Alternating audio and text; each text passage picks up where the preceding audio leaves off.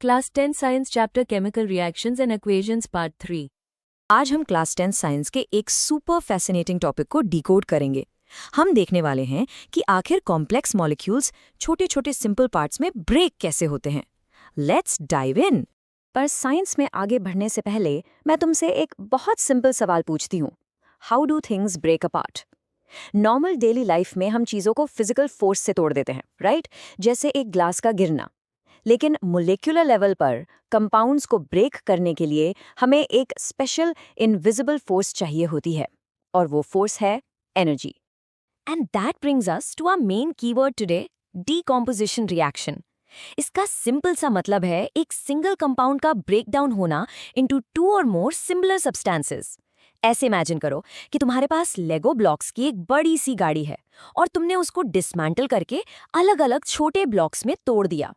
यहाँ रिएक्टेंट सिर्फ एक होता है, पर प्रोडक्ट्स मल्टीपल निकलते हैं। आज के इस एक्सप्लेनर में हम एग्जैक्टली यही देखेंगे कि कंपाउंड्स को ब्रेक करने के लिए एनर्जी किस किस फॉर्म में यूज होती है। हम कवर करेंगे थर्मल डिकॉम्पोजिशन, इलेक्ट्रोलिटिक डिकॉम्पोजिशन और फोटोलिटिक डिकॉम्पोजिशन। फिर हम जंप करेंगे एक हाई एनर्जी सेक्शन पर on endothermic reactions, and lastly एक सुपर क्विक रिटेंशन क्विज। तो चलो स्टार्ट करते हैं अपने फर्स्ट टाइप से। Number 1, thermal decomposition. जब हम हीट का यूज करके किसी कंपाउंड को ब्रेक करते हैं तो उसको हम थर्मल डिकम्पोजिशन कहते हैं। विजुअल कलर चेंज को ध्यान से देखो। इमेजिन करो तुम्हारे पास एक बॉइलिंग ट्यूब में फेरस सल्फेट के ग्रीन क्रिस्टल्स हैं। जैसे ही तुम उसको बर्नर पर हीट करोगे, लिटरली मैजिक हैपेंस। वो ग्रीन क्रिस्टल्स अपना वाटर लूज करते हैं और ब्रेक हो जाते हैं। प्रोडक्ट में हमें मिलता है फेरिक ऑक्साइड, जो सॉलिड ब्राउन कलर का होता है। और पता है, इस रिएक्शन में एक बहुत ही स्ट्रॉन्ग कैरेक्टरिस्टिक स्मेल आती है ऑफ बर्निंग सल्फर, क्योंकि सल्फर डाइऑक्साइड और सल्फर ट्राइऑक्साइड गैसेस रिलीज हो रही होती हैं। एक और परफेक्ट रियल लाइफ एग्जांपल लेते हैं, कैल्शियम कार्बोनेट, जिसे हम ब्रॉडली लाइमस्टोन भी कहते हैं। जब इस रिएक्टेंट को हीट मिलती है ना, तो ये डिकम्पोज होता है इनटू कैल्शियम ऑक्साइड, यानी अपना क्विक लाइम, और साथ में कार्बन डाइऑक्साइड गैस रिलीज होती है। अब रियल लाइफ में इसका क्या काम है? ये एग्जैक्ट केमिकल रिएक्शन इनडायरेक्टली तुम्हारे घर बनाने में, यानी सीमेंट मैन्युफैक्चरिंग में यूज होती है। ये स्पेसिफिक ईयर यहाँ पर एक मैसिव अलर्ट है तुम्हारे बोर्ड एग्जाम्स के लिए। सीमेंट मैन्युफैक्चरिंग वाली ये रिएक्शन और एक और बहुत फेमस रिएक्शन है जिसमें लीड नाइट्रेट को हीट करने पर नाइट्रोजन डाइऑक्साइड के ब्राउन फ्यूम्स निकलते हैं। ये दोनों पिछले कुछ सालों के पेपर्स में हाईली टेस्टेड हैं, including recent trends. Mark my words, thermal decomposition के ये एग्जाम्पल्स तुम्हारे टिप्स पर होने चाहिए।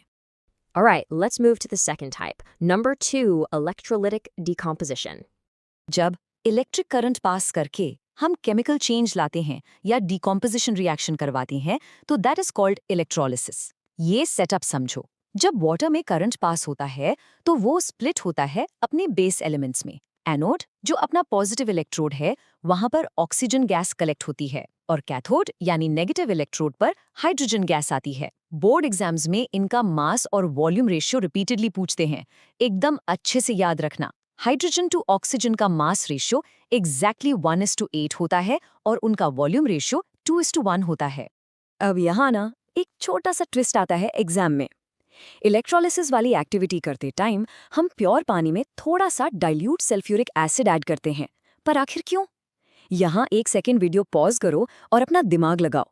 हम एसिड क्यों ऐड कर रहे हैं अगर हमारा मेन एम सिर्फ वाटर को ब्रेक करना है? So the answer is super simple. Pure water actually electricity का बहुत पुअर कंडक्टर होता है, उसमें करंट इजीली फ्लो ही नहीं करता। पर जब हम थोड़ा सा एसिड डालते हैं तो H+ आयंस रिलीज होते हैं। ये आयंस वाटर को एक परफेक्ट कंडक्टर बना देते हैं, जिससे इलेक्ट्रिसिटी का फ्लो और इलेक्ट्रोलिसिस का प्रोसेस बहुत स्मूथली इंप्रूव हो जाता है। Moving smoothly to our third category, number 3, photolytic decomposition. Photo का मतलब होता है लाइट, यानी इस बार रिएक्टेंट को ब्रेक करने के लिए हम सीधा सनलाइट यूज कर रहे हैं। हमने एक चाइना डिश में सिल्वर क्लोराइड लिया। सनलाइट में रखने से पहले इस केमिकल का कलर प्योर वाइट होता है, पर उसको बस थोड़ी देर धूप में छोड़ दो, द मैजिक हैपेंस। वो वाइट सिल्वर क्लोराइड ब्रेक होकर ग्रे सिल्वर में कन्वर्ट हो जाता है, और जो क्लोरीन गैस है वो हवा में उड़ जाती है। इस केमिकल चेंज के रियल वर्ल्ड एप्लीकेशंस भी ना काफी इंटरेस्टिंग है। कभी प्रैक्टिकली सोचा है कि लैब में सिल्वर क्लोराइड या सिल्वर ब्रोमाइड को हमेशा उन डार्क कलर की बॉटल्स में ही क्यों स्टोर किया जाता है? एग्जैक्टली क्योंकि अगर थोड़ी सी भी लाइट उस बॉटल के अंदर आई तो वो कंपाउंड इमीडिएटली स्प्लिट अप हो जाएगा। हिस्टोरिकली इस एग्जैक्ट फोटोलिटिक डीकम्पोजिशन रिएक्शन का सबसे बड़ा यूज पुराने जमाने की ब्लैक एंड व्हाइट फोटोग्राफी में होता था। और एग्जाम्स की बात करें तो ये टॉपिक ट्रस्ट मी एग्जामिनर्स का एब्सोल्यूट फेवरेट है। 2018 से लगातार ये कॉन्सेप्ट बोर्ड एग्जाम में किसी न किसी फॉर्म में आ ही रहा है। पूछते हैं why is silver chloride stored in dark bottles, या फिर illustrate with an example why it turns grey. ये क्वेश्चंस आते ही आते हैं। इस पोर्शन को तो डेफिनेटली अपने नोट्स में ट्रिपल स्टार मार्क कर लेना। अब टाइम है हमारे स्पेशल एग्जाम बूस्टर सेक्शन का। Number 4, endothermic reactions. हमने अभी तक नोटिस किया कि चाहे हम हीट दें, इलेक्ट्रिसिटी दें या फिर लाइट दें, इन सभी रिएक्शंस में एक चीज बिल्कुल कॉमन थी, एनर्जी का एब्जॉर्ब होना। ये डायरेक्ट डेफिनेशन एग्जाम में सीधा पूछी जा सकती है, तो इसको अपने दिमाग में एकदम प्रिंट कर लो। एंडो का सिंपल मतलब है एब्जॉर्ब करना।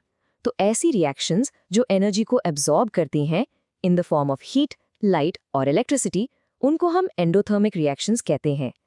मोस्टली हर decomposition reaction by nature endothermic ही होती है, क्योंकि बिना बाहर से एनर्जी दिए मॉलिक्यूल्स के बॉन्ड्स टूटेंगे ही नहीं। इसका एक बहुत सॉलिड केमिकल एग्जाम्पल देखते हैं। जब हम बेरियम हाइड्रोक्साइड को अमोनियम क्लोराइड के साथ मिक्स करते हैं तो रिएक्शन ना अपने आसपास के एनवायरनमेंट से हीट को एब्जॉर्ब कर लेती है। इसका मतलब उसके आसपास का टेम्परेचर लिटरली ठंडा हो जाता है। प्रोडक्ट्स में हमें मिलता है बेरियम क्लोराइड, अमोनिया गैस और वाटर। ये एक परफेक्ट हाई स्कोरिंग एग्जाम्पल है जो तुम एग्जाम में डेफिनेटली लिख सकते हो। ऑलराइट, अब टाइम है तुम्हारी मेमोरी और आज का फोकस टेस्ट करने का। Let's start a quick retention quiz. Question number 1, electrolysis of water के दौरान हाइड्रोजन और ऑक्सीजन का वॉल्यूम रेशियो आखिर क्या होता है? याद करो वो केबल और वाटर का केमिकल फॉर्मूला। यहाँ थोड़ी देर रुको और अपने माइंड में आंसर सोचकर बताओ। So the correct answer is 2:1। क्योंकि वाटर की इक्वेशन H2O में ही ध्यान से देखो तो हाइड्रोजन के 2 एटम्स हैं और ऑक्सीजन का सिर्फ 1। तो जब गैस कलेक्ट होती है हाइड्रोजन की वॉल्यूम ऑब्वियसली ऑक्सीजन से डबल होती है। Very simple logic, right? Moving on to question number 2। हमने स्टार्ट में एक बहुत ही इंपॉर्टेंट बोर्ड क्वेश्चन डिस्कस किया था।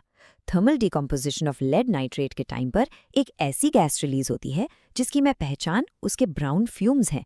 सोचो वो कौन सी गैस है? The answer is nitrogen dioxide यानी NO2। एग्जाम में अगर तुमसे ऑब्जर्वेशन लिखने को पूछी जाए तो ये ब्राउन फ्यूम्स वाला एग्जैक्ट कीवर्ड वहां लिखना बिल्कुल मत भूलना। यही छोटी छोटी डिटेल्स तुम्हें बोर्ड में फुल मार्क्स दिलवाएंगी।